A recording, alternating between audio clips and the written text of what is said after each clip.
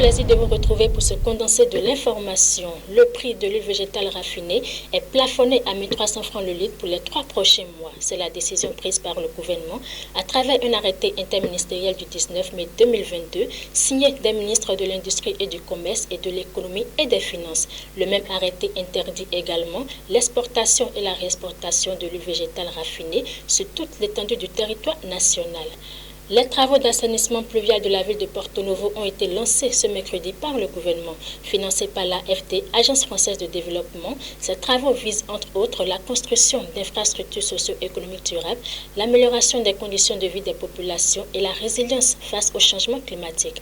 Le coût global des travaux s'élève à 6 milliards 200 millions de francs CFA. Hors du Bénin, le Conseil de sécurité des Nations Unies appelle à la reprise du dialogue avec le Mali après le retrait du pays du G5 Sahel. Réunis le 18 mai dernier pour une réunion régulière sur la paix et la sécurité en Afrique, les membres du Conseil ont condamné le retrait du Mali de la force régionale.